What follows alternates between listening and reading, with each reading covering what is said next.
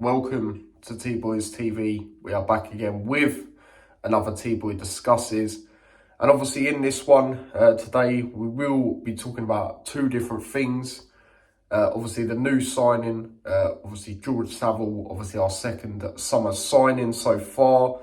And then obviously we will be talking about Thomas Kaminski, as there has been offers from other clubs looking at him as well.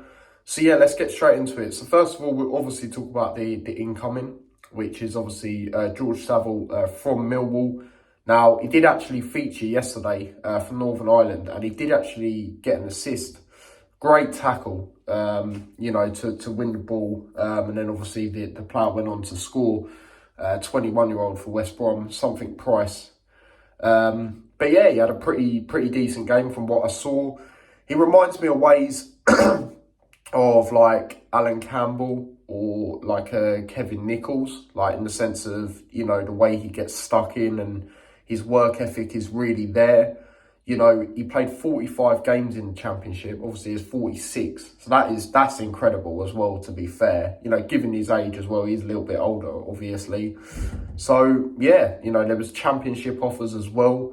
He turned them down, and he's going to Luton. So fair play to him, and it's an ambitious signing. As much as his age is not necessarily on his side, he is a player that stays fit. If you compare our first two free signings in Naismith and obviously him compared to last year's, you look at Moses and Baptiste. At the time, we thought Moses, yeah, that's great experience, but like Baptiste, we knew his injury record was a problem anyway, whereas Saville's isn't.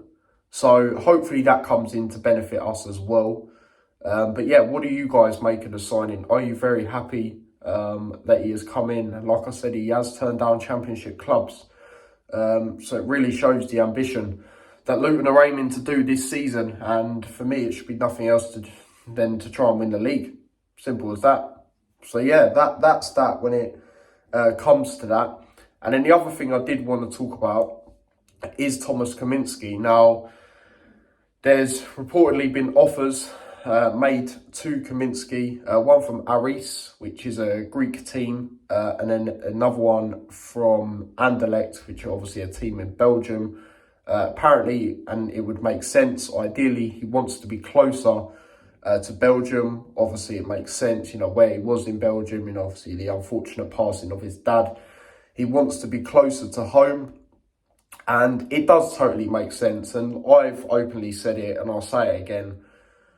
When he does eventually depart, because he will depart, it's just where will he go? I will be gutted. And, his distribution's not the best. A lot of games, there was always at least once where he kicked it out for a throw to the other team from a goal kick.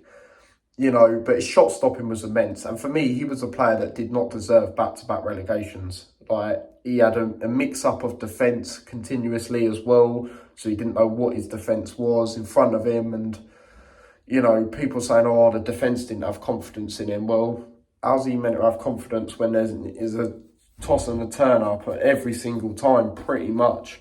So yeah, you look at the Premier League season as well, most saves. I will be gutted, when he officially does leave the football club. But yeah, where does he end up? I mean, it'll probably be somewhere in Belgium. Again, the unfortunate passing of his dad, it makes sense to be closer to your family and things like that. He definitely could still play in the Championship or low-end Premier League team. I'll say that with chest. I believe he is that good. Because the main thing a goalkeeper's got to do is shot stopping. And he's unbelievable at that. The year we went down in the Premier League, obviously he got the most saves in the whole of the league.